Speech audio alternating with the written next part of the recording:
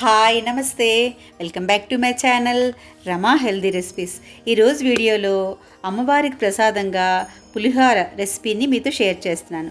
నవరాత్రులలో 6వ రోజైనటువంటి సెప్టెంబర్ 27వ తేదీ శనివారం ఆశ్వయుజ శుద్ధ పంచమి నాడు త్రిశక్తి స్వరూపిణి అయిన శ్రీ దుర్గాదేవిని శ్రీ లలితా త్రిపుర సుందరీదేవిగా అలంకరిస్తాము. ఈ రోజున అమ్మవారు ఎరుపు రంగు చీరలో దర్శనమిస్తారు.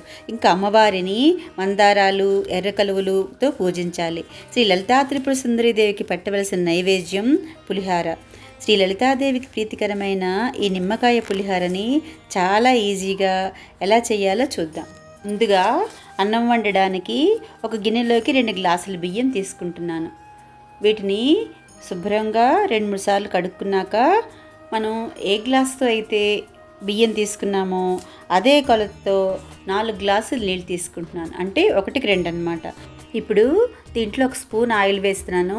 అన్నం విడివిడిగా రావడం కోసం వేసుకొని దీన్ని రైస్ కుక్కర్లో 10 మినిట్స్ పెట్టాను. 10 మినిట్స్ అయ్యాక ఆవిరంతా పోయిన తర్వాత అన్నాన్ని ఇలా బేసిన్లోనికి పోసుకొని విడివిడిగా చేసుకొని ఫ్యాన్ కింద చల్లారి పెట్టుకోవాలి. ఇది బాగా చల్లారిన తర్వాత పోపెట్టుకోవాలన్నమాట. ఇది అన్నం అంతా ఫ్యాన్ కింద పెట్టుకొని బాగా చల్లారి పెట్టుకుందాం. ఇప్పుడు స్టవ్ మీద ప్యాన్ పెట్టుకొని ఒక 5-6 టేబుల్ స్పూన్స్ ఆయిల్ వేసుకొని ఒక బౌల్ పల్లీలు వేస్తున్నాను.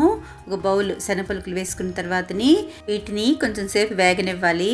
శనగపలుకులు సగం వేగిన తర్వాతని అప్పుడు శనగపప్పు 2 టేబుల్ స్పూన్స్ వేస్తున్నాను. తర్వాతని మినగపప్పు 1 టేబుల్ స్పూన్ వేస్తున్నాను. తర్వాత ఆవాలు 1 టేబుల్ స్పూన్ వేస్తున్నాను.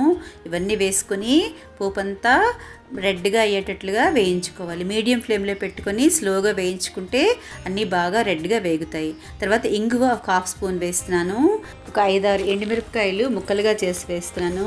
వీటన్నింటినీ కూడా లేత గులాబీ రంగు వచ్చే వరకు ఎర్రగా వేయించుకోవాలి. ఎర్రగా వేగిన తర్వాతని జీడిపప్పు 1/2 బౌల్ వేస్తున్నాను. జీడిపప్పు కూడా బాగా ఫ్రై అవ్వాలి. బాగా ఫ్రై అయ్యాక ఇప్పుడు కరివేపాకు కొంచెం వేస్తున్నాను. 7-8 పచ్చిమిరపకాయలు చిన్న ముక్కలుగా కట్ చేసుకొని పచ్చిమిరపకాయలు కూడా వేస్తున్నాను. తర్వాత అల్లం కొంచెం వేస్తున్నాను. ఇవన్నీ కూడా పోపులో ఎర్రగా వేయించుకొని కరివేపాకు క్రిస్పీగా అయ్యేటట్లుగా వేయించుకోవాలి. ఇవన్నీ కూడా బాగా వేగిన తర్వాతని పసుపు 1 స్పూన్ పసుపు వేస్తున్నాను. తర్వాతని ఒక 2 స్పూన్స్ సాల్ట్ వేస్తున్నాను. సాల్ట్ కరెక్ట్గా పర్ఫెక్ట్గా సరిపోతుందండి.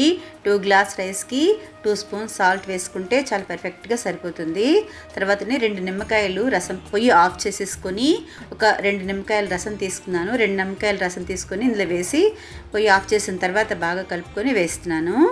పోపంతా బాగా కలిసేలాగా కలుపుకొని ఇప్పుడు మనం చల్లారి పెట్టుకున్న అన్నంలోకి ఈ పోపంతా వేసుకోవాలి. పోపు వేసుకొని కొంచెం చల్లారిన తర్వాత చేత్తోని పులిహోర అంతటిని బాగా కలపాలి.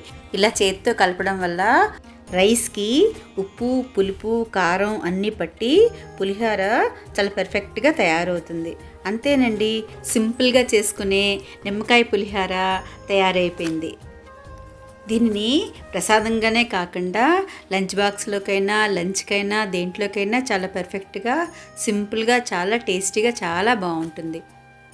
ఈ పులిహోరని ఒక ప్లేట్లోకి తీసుకొని శ్రీ లలితా త్రిపుర సుందరీదేవికి నైవేద్యంగా సమర్పిద్దాము.